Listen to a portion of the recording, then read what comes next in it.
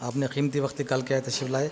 अब मैं सदारती कलमात के लिए मेरे उस्ताद मोहतरम प्रोफेसर सैयद मजीद बेदार साहब, साबिक़ सदर शोबे उर्दू जामिया उस्मानिया से ख्वाहिश करता हूँ कि वो आए और इज़हार ख्याल कीजिए। सदारती कलमात, प्रेसिडेंशियल रिमार्क्स। दोमकुंडा के इलाके में एक मुश्तरका तकरीब मुनक़िद करने वालों को दिल की गहराइयों से मुबारकबाद पेश है। जो मकसद इस दोमकुंडे के राजाओं ने रखा था, यानी हिंदू, मुस्लिम, सिख, ईसाई, पारसी सबको एक जगह जमा करना, उस मकसद के लिहाज से उन्होंने कारनामे अंजाम दिए। महसूस किया कि उस ज़माने में अखलाक़ी गिरावट है, सियासी बदनज़मी है, तो हर एक को सुधारने के लिए कोशिश की। आज के ज़माने में बीमारियां इतनी हैं कि इंसान परेशान है, खाने के लिए उतना पैसा नहीं लगता जितने बीमारियों के लिए लगता है।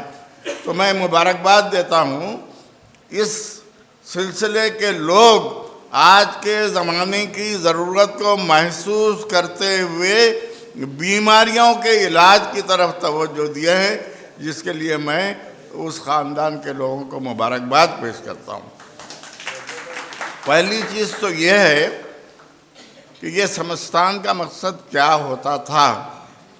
आज हम यूनिवर्सिटीज़ में पढ़ाने के बावजूद भी बच्चे को 1 या 2 लैंग्वेजेस में परफेक्ट नहीं कर सकते। हमने भी तेलुगु पढ़ी है, हमने भी संस्कृत पढ़ी है, लेकिन हमारी तेलुगु संस्कृत ऐसी है कि कुछ समझ नहीं सकते। वो दौर याद कीजिए जब यूनिवर्सिटीज़ नहीं थी, कॉलेजेस नहीं थे, लेकिन इतने काबिल क्यों बनते थे? वो सोहबतें में, वो सोहबतें थी, वो हिंदू की नहीं, वो मुस्लिम की नहीं, वो सियासतदान की नहीं, बल्कि परफेक्ट इंसान की सोहबतें थी। वो सोहबतें ख़त्म हो रही हैं।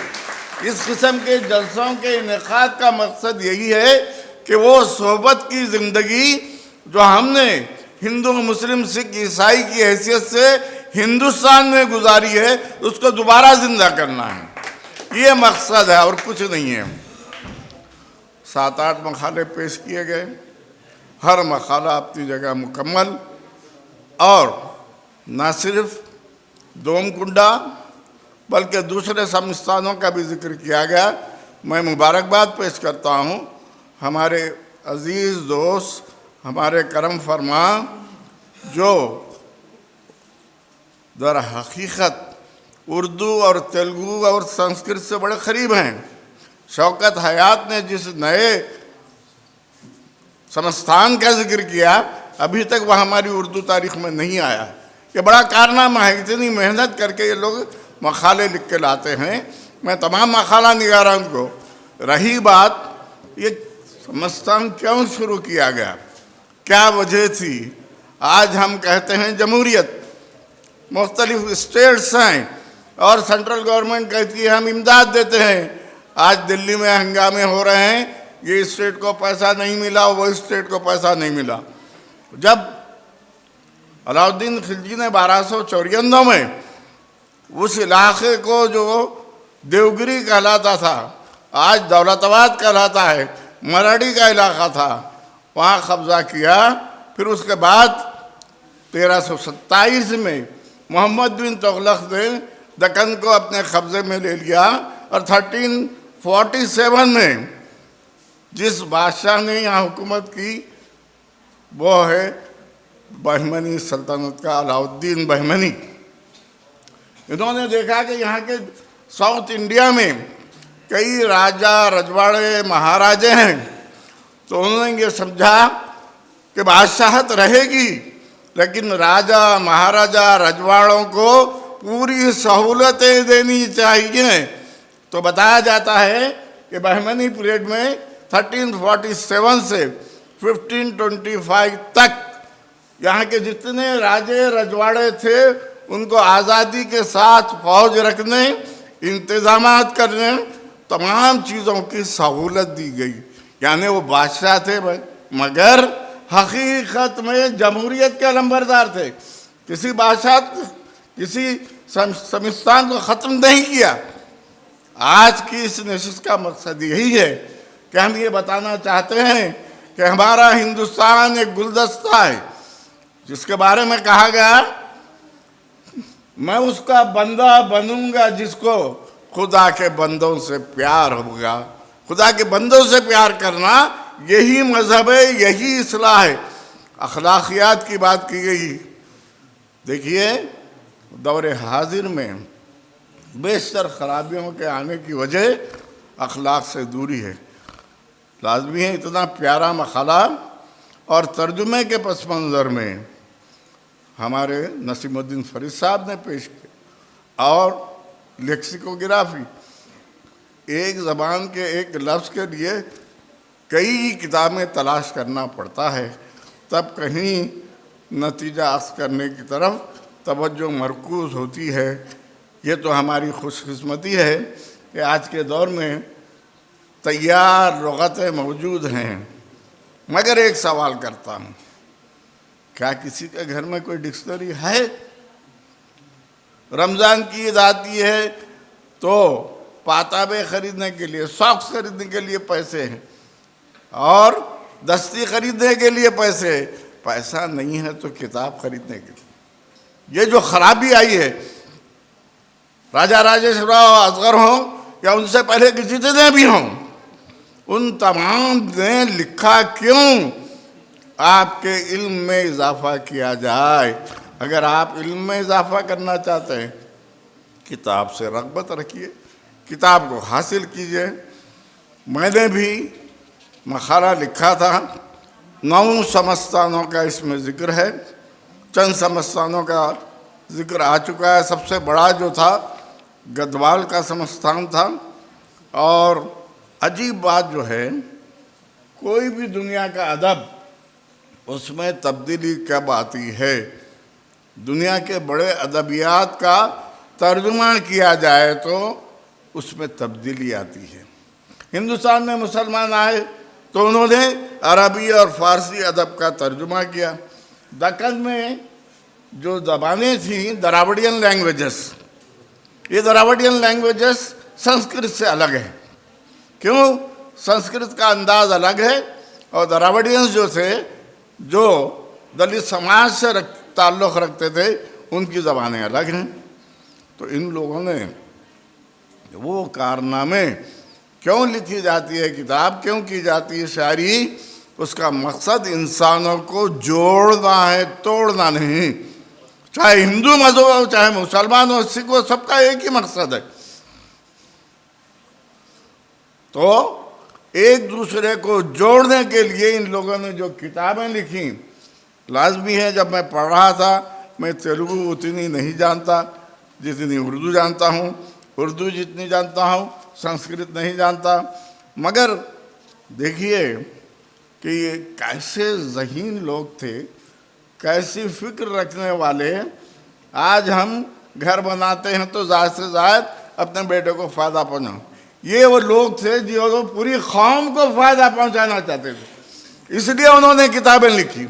अखलाक पर किताब, ग्रामर पर, क़वायद पर किताब और डिक्शनरी पे किताब। यानी आपको फैज़ पहुंचाने के लिए ये राहें बना के गए, ये नहरें बना कर गए।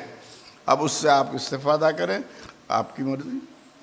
तो मुझे बड़ी खुशी हो रही है कि वो शख्स जो शेर व अदब का फरमा रवा था और जिसके समस्तानों को निज़ाम ऑफ हैदराबाद ने पूरी सहूलत दी थी, उन्हें अपने खिले की इंतज़ामात सिर्फ ये था कि 400 देहात उनके हवाले होते थे। वो 400 देहात से जो भी टैक्स होता था उसमें 2 लाख 3 लाख बादशाह को दे देना, उनको पूरी आज़ादी।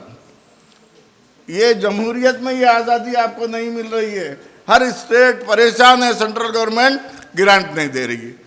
किसी सबस्तान से, किसी राजा से उस वक्त कोई शिकायत नहीं हुई। क्यों?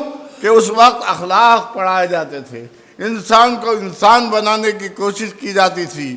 नतीजा ये जो किताबें लिखी जाती उसमें भी वही बात।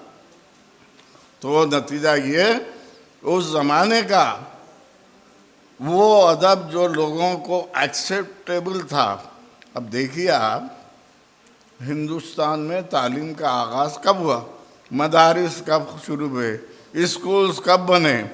पहले तो क्रिश्चियन मिशनरीज ने स्कूल खोले, उस दौर में जबकि स्कूल नहीं थे।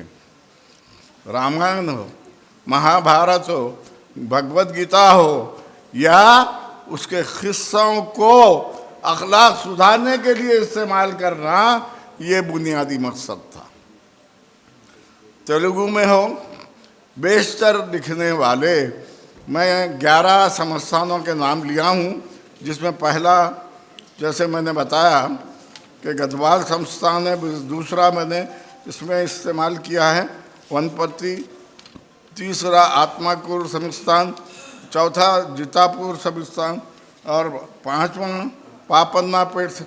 बहरहाल ये तमाम डोमकुंडा संस्थान कुछ बड़े थे कुछ छोटे थे। जिस वक्त 1724 ईस्वी में औरंगाबाद को पायतख्त बनाकर नवाब मीर कमरुद्दीन अली खान ने इख्तिदार कायम किया, निज़ाम हुकूमत जिसे आसिफ जाही सल्तनत कहते हैं, उसने कायम की, तो सबसे बड़ा काम जो इस्लाम में जायज़ नहीं है वो क्या था? बहमनी दौर से लेकर आसिफ जाही दौर तक 10 मुहर्रम की कोई तकरीब हमारे पास होती नहीं, इस्लाम में नहीं है।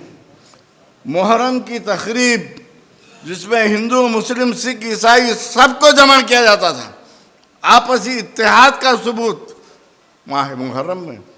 आज भी कर्नाटका में, तेलंगाना में, आंध्रा में और साउथ एशिया के जितने इलाके हैं, जिसमें केरल भी आता है, तमिलनाडु भी आता है, देखिए हिंदुस्तान का जो मज़हब, उसमें शूद्रों को कमज़ोर बताया गया था।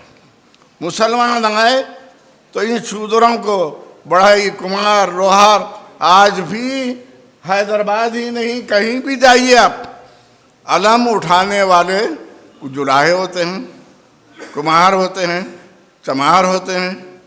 देखिए कितनी अहम बात है, जिस मज़हब में किसी को कमतर बताया गया, उस मज़हब के लोगों को बड़े काम दिए गए।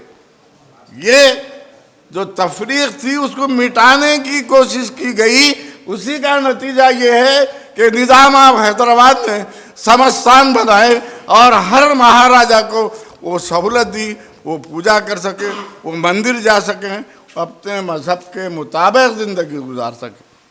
ये कारनामा दर हकीकत यादगार का दर्जा रखता है। देखिए 1909, 1908 हैदराबाद में तग़यानी आई, 1909 नवाब मीर महबूब अली खां हुक्मरान थे। पूरे रियासत हैदराबाद में 2 गर्ल्स हाई स्कूल थे। अब अंदाज़ा लगाइए, उसके बावजूद लोगों में अखलाक, तहजीब, छोटे बड़ों का अदब, आज ये किधर है? हम तो माशरे को इतना बिगाड़ चुके हैं कि हमारे रिश्तों को भी हम बिगाड़ लिए। कैसा बिगाड़े? अपने वालिद के छोटे भाई को चचा कहते थे, इज्जत देते थे, वालिद के भाई हैं। आज किसी को छेड़ना है, सताना है तो क्यों चीचा बोल देते हैं। हम अपने लफ्ज़ को गिरा रहे हैं। और वालिद जो थे उनकी इज्जत की थी और दादा कहते थे। आज गुंडे, मवाली, डाकू को हम अरे महल्ले का दादा है भाई। हम अखलाक में कितने पस्त होते जा रहे हैं। इस पस्ती को दूर करने के लिए जो समस्थान के लोग काम कर रहे हैं, जो संविधान मुनक़िद कर रहे हैं, आपस में जोड़ रहे हैं, ये खुदा का काम है। खुदा के बंदों को जोड़ना, खुदा को खुश करना है। इसलिए डोमकुंडा संस्थान को आप अकेला मत समझिए। ये आवाज़ सिर्फ दक्कन में नहीं है, साउथ इंडिया में नहीं है, ये आवाज़ दिल्ली तक जाएगी, क्योंकि यहाँ बुर्खापोश ख़वातीन भी हैं, क्योंकि यहाँ मुस्लिम भी हैं, हिंदू भी हैं। तो इसका मतलब ये मखसूस गैदरिंग जो है, कुछ लोगों का यहाँ जमावड़ा जो है, उसका बुनियादी मकसद क्यों कि इनकलाबात हुजूम से नहीं आते, चंद लोगों से आते हैं। ये चंद लोगों की एक छोटी सी बस्ती हर साल यहाँ कुछ कोशिश कर रही है और उस कोशिश में हम शरीक हो रहे हैं। यानी हम अपना काम नहीं, भगवान के काम को आगे बढ़ाने की कोशिश कर रहे हैं, जिसके लिए दोम कुंडे के इस समस्तान के लोगों को मुबारकबाद पेश करते हैं। और हमें यकीन है कि जो बातें यहाँ कहेंगे, देखिए होता क्या है, जैसे कहा गया एक ज़बान की चीज़ को दूसरी ज़बान में ट्रांसलेट करना, दोनों ज़बानों पे मसावी उबूर। अब ज़रूरत इस बात की है कि दुनिया फैल चुकी है, इल्म फैल चुका है, इन किताबों को हासिल करके ऑनलाइन दिया जाए। इन किताबों के तेलुगु में है, उर्दू में, हिंदी में, मराठी में, अंग्रेज़ी में ट्रांसलेशन किए जाएं। इसके लिए बहुत बड़े धनवान और घनवान लोगों की ज़रूरत होती है।